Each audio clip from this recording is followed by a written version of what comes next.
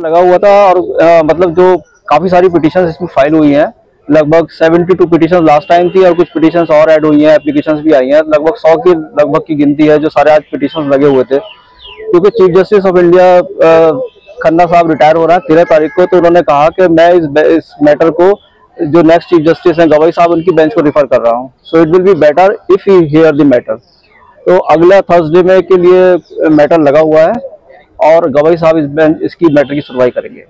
मतलब सारा जो मैटर है it is a good order. 15 तारीख मई, हाँ, नेक्स्ट थर्सडे में जो भी डेट पड़ रही है 14 या 15 पड़ रही है, तो उसी में लिस्ट होगा। उसके पहले नया जो चीफ जस्टिस 13 तारीख को रिटायर हो रहे हैं, 14 को नए चीफ जस्टिस बैठेंगे बेंच पर अपनी, तो वही इसको हेयर करेंगे, इसकी हेयरिंग वही करेंगे। आप किसको रिप्रेजेंट कर रहे हैं, आपका क्या नाम है? जी, मेरा नाम एडवोकेट तारिक अदीब है और मैं north east minority students union को रिप्रेजेंट कर रहा हूँ।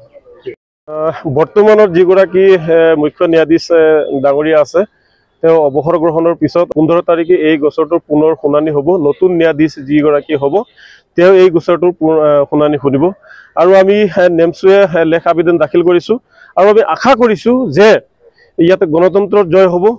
এই যি আইন আছে, এই সংবিধান বিৰোধী যি আইন আছে, এই মুছলমান বিৰোধী যি আইন আছে, এই আইন মানে কোনো মানুহে মানা নাই।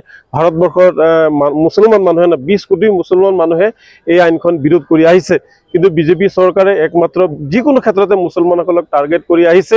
আৰু আমি ভাবিবলৈ বাধ্য হৈছোঁ যে 2026 চনত যদি এই বিজেপি চৰকাৰ পুনৰ আহে, মুছলমানৰ অৱস্থা যে ভাৰতবৰ্ষত কি হ'ব সেয়া কিন্তু ভাবিবই নোৱাৰি।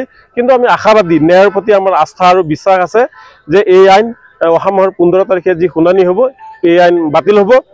আৰু যদি বাতিল নহয় তেতিয়াহ'লে আমি নেমছৰ লগতে বিভিন্ন দল সংগঠনে আমি গণতান্ত্ৰিকভাৱে আন্দোলন কৰাৰ কাৰণে যিকোনো পৰ্যায়লৈ আমি যাব পাৰোঁ। কাৰণ এই সম্পত্তি আমাৰ পূৰ্বপুৰুষে দিয়া সম্পত্তি, এই সম্পত্তি বিজেপি চৰকাৰৰ কোনো অধিকাৰ নাই। এয়া একমাত্ৰ মুছলমানসকলৰ সম্পত্তি আৰু মুছলমানসকলে ইয়াৰ আইন বনাব, মুছলমানসকলে কেনেকৈ ব্যৱহাৰ কৰিব এয়া মুছলমানসকলে জানিব। বিজেপি চৰকাৰে মুছলমানৰ অন্তৰাত্মাত আঘাত কৰাৰ কোনো অধিকাৰ নাছিলে, মুছলমানসকলৰ কলিজাত আঘাত সানাৰ কোনো অধিকাৰ বিজেপি চৰকাৰৰ নাছিলে। গতিকে আপোনালোকৰ জৰিয়তে পুনৰবাৰ কেন্দ্ৰীয় চৰকাৰক আহ্বান জনাইছোঁ আৰু মহামান্য উচ্চতম ন্যায়ালয়ৰ প্ৰতি আস্থা আৰু বিশ্বাস ৰাখি যে অহা মাহত যিটো শুনানি হ'ব তাতে স্থগিত আদেশ আহিব আৰু পৰৱৰ্তী সময়ত হয়তো এই আইন বাতিল হ'ব।